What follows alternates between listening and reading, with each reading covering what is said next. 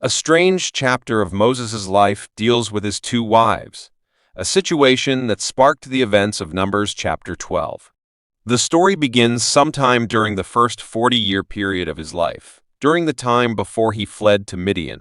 The Jewish historian Josephus records that, as a general of Egypt, Moses was sent with an army to turn back an Ethiopian incursion into Egypt. Having done that in a decisive battle, he took the offensive, gaining victory after victory. Finally, he laid siege to their royal city, Saba. Because Saba was highly fortified and situated on an island, it was nearly impregnable, and this worried Moses.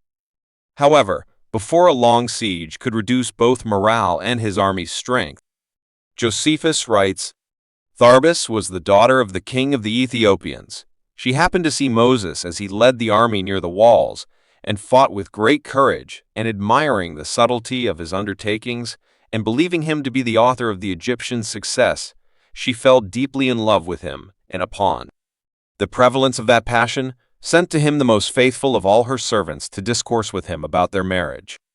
He thereupon accepted the offer, on condition she would procure the delivering up of the city, and gave her the assurance of an oath to take her to his wife, and that when he had once taken possession of the city, he would not break his oath to her.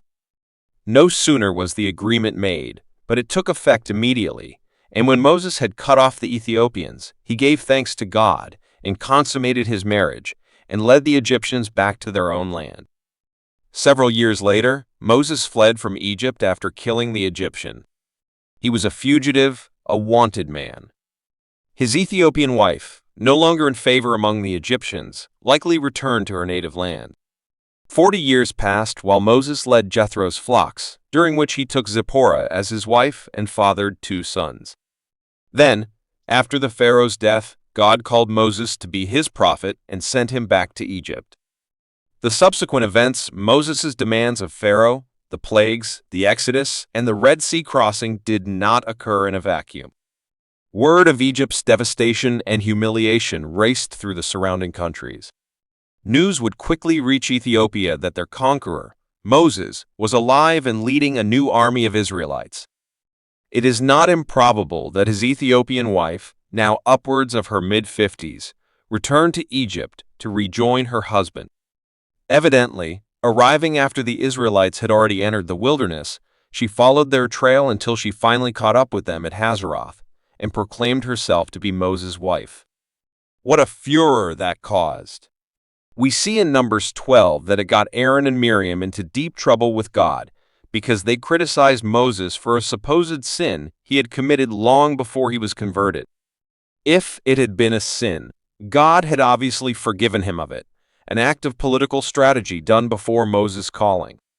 His siblings had a superior, judgmental attitude that God did not like at all, for it was his prerogative to judge his servant Moses.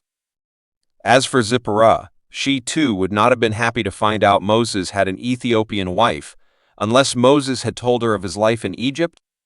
The Bible does not give her reaction. Exodus 18:1-3 shows that Zipporah, though she did not participate in the exodus from Egypt, rejoined Moses at Sinai, so she was probably there when all the events occurred in Numbers 12. It probably made for interesting mealtimes. These are intriguing stories, pieced together from the sparse historical evidence that remains of those times. Much of them is historical conjecture, but they are engaging nonetheless. They show, however, that God works to prepare his servants as is necessary to bring about his purpose. Moses was a great man, but only because God himself forged him in the royal household of Pharaoh and in the deserts of Sinai and Midian to lead Israel out of Egypt and to the promised land.